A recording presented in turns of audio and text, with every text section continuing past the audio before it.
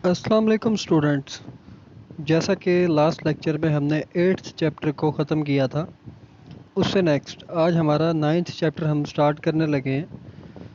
हमारे चैप्टर का नाम है एलिमेंट्स ऑफ सी लैंग्वेज। कि सी लैंग्वेज के अंदर कौन कौन से एलिमेंट्स हैं जो ज़रूरी हैं और इस्तेमाल होते हैं। ठीक है, ये चैप्टर का नाम है और इससे हम स्टार्ट लेंगे। आज हमारा जो पहला टॉपिक है इस चैप्टर का कि वो है identifier. What is an identifier? Discuss the two types of identifiers in C। कि आइडेंटिफायर क्या होता है और उसकी जो दो टाइप्स हैं वो कौन कौन सी हैं और उनके अंदर क्या क्या आता है। तो सबसे पहले आइडेंटिफायर क्या होता है। आइडेंटिफायर होता है, फॉर एग्जांपल अगर हम जनरली एक बात करें, आइडेंटिफाई करना किसी चीज़ को, मतलब किसी चीज़ की एक आइडेंटिटी। ठीक है, उससे ये वर्ड निकला है आइडेंटिफायर। तो an identifier is the name given to the variable, constant, function और लेबल इन अ प्रोग्राम। कि आइडेंटिफायर एक नाम है जो दिया जाता है। किसको दिया जाता है? वेरिएबल को। वेरिएबल क्या होता है? जो कोई वैल्यू स्टोर करवाता है। ठीक है, या कांस्टेंट को, कांस्टेंट आपने कोई वैल्यू डिफाइन की है। किसी फंक्शन को या किसी लेबल को, किसी कोई ऐसा लेबल जिसको आप अपनी मर्ज़ी से कहीं पे यूज़ करना चाहो, इस्तेमाल करना चाहो, उसको जो नाम दिया जाता है उसको हम आइडेंटिफायर कहते हैं। और आइडेंटिफायर्स हर लैंग्वेज का, जितनी भी कंप्यूटर लैंग्वेजेस हैं उनका सबसे इम्पोर्टेंट हिस्सा है और एक फीचर है। ठीक है, और a good identifier should be descriptive but short. इसका मतलब ये है, फॉर एग्ज़ाम्पल अगर हम ये देखें कि फॉर एग्ज़ाम्पल अगर हमने दो नंबर्स को सम करवाया है, ठीक है, या सब्ट्रैक्ट करवाया है, तो हम उसको सब्ट्रैक्ट को अगर हम नाम दें सब का, तो क्या होगा? सब्ट्रैक्ट। पूरा वर्ड क्या होगा? सब्ट्रैक्ट। लेकिन हम उसको सब के नाम से उसको नाम दे सकते हैं ताकि छोटा हो लेकिन उसकी खुसूसियत को बयान करता हो, मतलब डिस्क्रिप्शन को बताता हो। मतलब सब का मतलब सब्ट्रैक्ट। इसी तरीके से ऐड का मतलब एडिशन। ठीक है, मल्टीप्लिकेशन का MUL रख सकते हैं। इस तरीके से मतलब छोटा हो, डिस्क्रिप्टिव हो। An identifier in C language may consist of 31 characters। 31 characters इस्तेमाल हो सकते हैं एक आइडेंटिफायर को बनाने के लिए, कंसिस्ट करने के लिए। ठीक है, if the name of N identifier longer than 31 characters, अगर 31 कैरेक्टर से, 31 अल्फ़ाबेट से बड़ा होगा उसका नाम, तो जो उसके पहले वाले 31 कैरेक्टर्स होंगे वो इस्तेमाल होंगे, और जो बाकी के होंगे, मतलब 31 32वां है, 33वां, 34वां, मतलब अगर ज़्यादा होंगे तो वो कंपाइलर उसको इग्नोर कर देगा सी लैंग्वेज के अंदर। ठीक है, तो हमने क्या देखा कि आइडेंटिफायर वो होता है जो किसी वेरिएबल को, किसी कांस्टेंट को, फंक्शन को या लेबल को नाम दिया जाए किसी प्रोग्राम के अंदर, उसको हम आइडेंटिफायर कहते हैं। ठीक है, ये आइडेंटिफायर की डेफिनेशन है। और आइडेंटिफायर क्या है? हर लैंग्वेज, कितनी भी कंप्यूटर लैंग्वेज है, उसका एक इम्पॉर्टेंट फीचर है, इम्पॉर्टेंट पार्ट है। और जो एक गुड आइडेंटिफायर होता है, मतलब हम ये कहें कि अच्छा आइडेंटिफायर, या यूँ उसकी ये जो पहचान होती है वो ये होती है, वो छोटा हो, नाम उसका छोटा हो, कम करेक्टर्स का हो, और डिस्क्रिप्शन बताता हो, मतलब हमें देखते ही पता चल जाए कि हमने इसको क्या नाम दिया है, मतलब किसका ये वेरिएबल है, क्या इसके डिस्क्रिप्शन है। और 31 कैरेक्टर्स का सी लैंग्वेज के अंदर एक आइडेंटिफायर होता है। अगर इससे ज़्यादा होगा उसको कंपाइलर इग्नोर करेगा। ठीक है, उसके बाद कुछ रूल्स हैं जो आइडेंटिफायर, मतलब नाम देने के किसी भी वेरिएबल को, किसी फंक्शन को, रूल्स हैं कुछ जो फॉलो करना लाजमी है। रूल्स को आप तोड़ नहीं सकते। ठीक है, अब वो रूल्स क्या हैं? The first character must be N alphabet और अंडरस्कोर। मतलब जो पहला करेक्ट, जो फर्स्ट करेक्टर होगा नाम का, या तो वो कोई अल्फ़ाबेट होगा, मतलब ABC में कोई वर्ड होगा। ठीक है, या अंडरस्कोर होगा। मतलब इसका मतलब ये है, कोई न्यूमेरिक नहीं हो सकता, मतलब नंबर नहीं हो सकता 1 2 3 4, ऐसा कुछ भी नहीं हो सकता पहला करेक्टर। ठीक है, और दूसरी बात कि अगर कोई सैम्पल है तो अंडरस्कोर का सैम्पल, ये जो अंडरस्कोर है ब्रैकेट के अंदर डैश लगी हुई है, ठीक है, इसको अंडरस्कोर बोलते हैं। तो या इससे स्टार्ट होगा, इसके अलावा ना कोई और सैम्पल इस्तेमाल हो सकता, मतलब एंड का साइन, डॉलर का साइन या इस तरीके से, ना कोई न्यूमेरिक इस्तेमाल हो सकता है, न्यूमेरिक डिजिट, ठीक है। दूसरा रूल क्या है, the identifier name must consist of only alphabetic characters, digits और अंडरस्कोर। मतलब ये है कि आइडेंटिफायर का नाम है फॉर एग्जांपल, वो या उसमें करेक्टर्स होंगे, ठीक है, या करेक्टर्स और नंबर्स हो सकते हैं, या करेक्टर्स, नंबर्स और अंडरस्कोर का सिंबल इस्तेमाल हो सकता है, ठीक है। इसका मतलब ये हुआ for example NUM, num, number का वेरिएबल, अगर नंबर NUM अंडरस्कोर डाल के एक 1 वाला डिजिट लगा देते हैं, इंटीजर वाला 1, तो क्या होगा, नम अंडरस्कोर 1।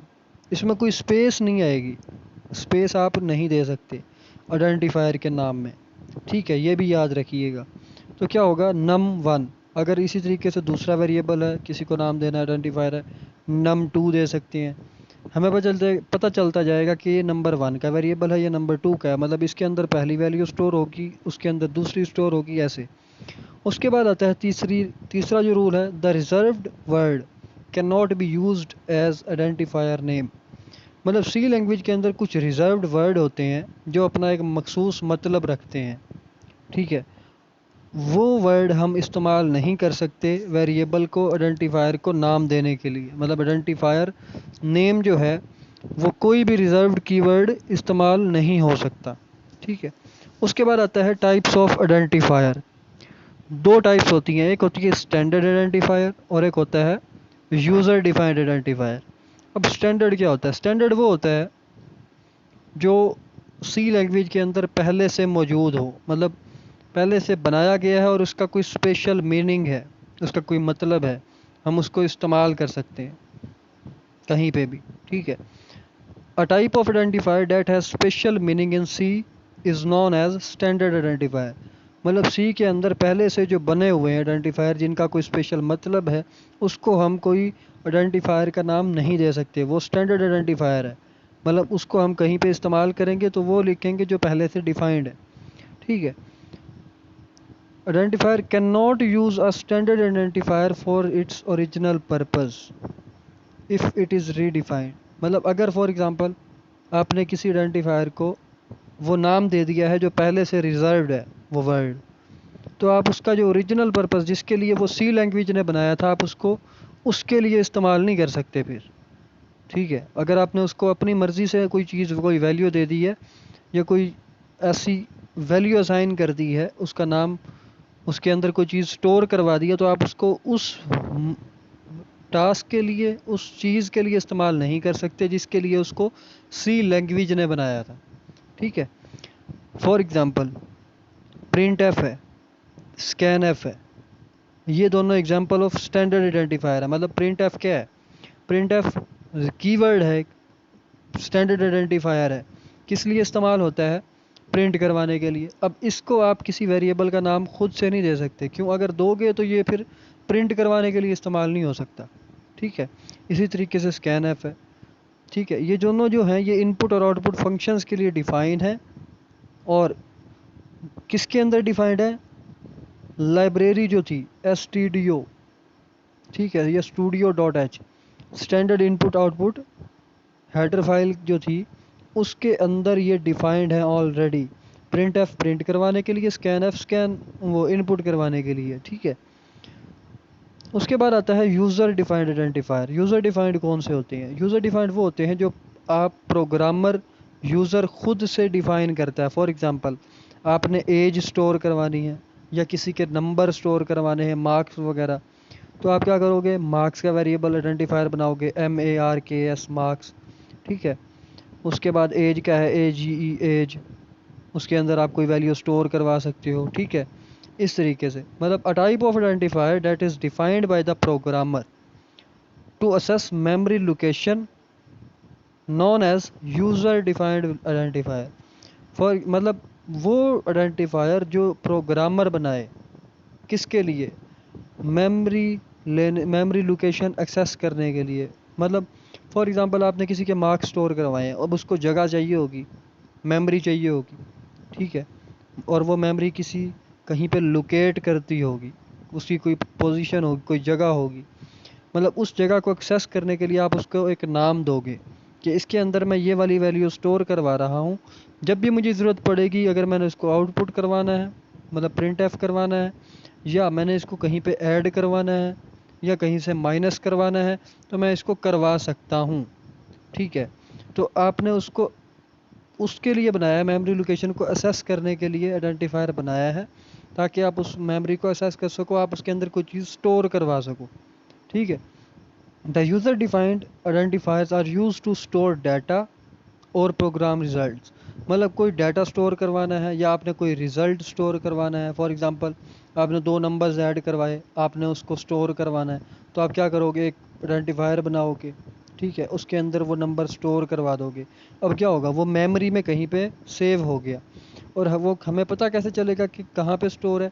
हम उसको उस आइडेंटिफायर से उसकी लोकेशन को ट्रेस, मतलब उस आइडेंटिफायर को इस्तेमाल करते हुए हम उसको एक्सेस कर सकते हैं, उस लोकेशन को एक्सेस कर सकते हैं, उस मेमोरी को एक्सेस कर सकते हैं। ठीक है, तो ये होता है यूज़र आइडेंटिफायर। अब हमने क्या दो दो आइडेंटिफायर डिस्कस किए, स्टैंडर्ड आइडेंटिफायर और यूज़र आइडेंटिफायर। स्टैंडर्ड वो हैं जो सी लैंग्वेज के अंदर पहले से मौजूद हैं, ठीक है, और स्पेशल मीनिंग रखते हैं।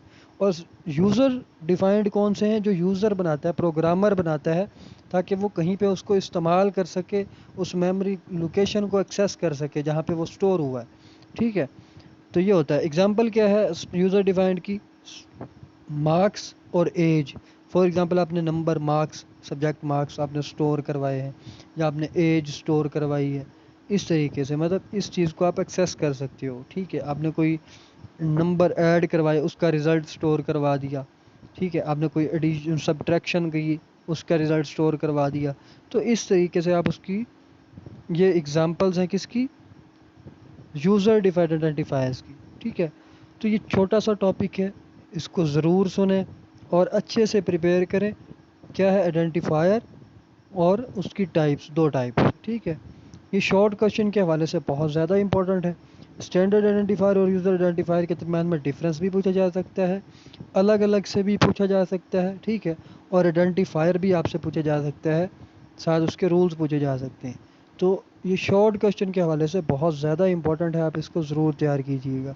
अगर कोई कन्फ्यूजन हो, कोई क्वेश्चन हो, तो आप मुझसे पर्सनली इनबॉक्स में मैसेज करके पूछ सकते हैं, मैं आपको इंशाल्लाह ज़रूर आंसर करूँगा। तब तक के लिए अल्लाह हाफिज़।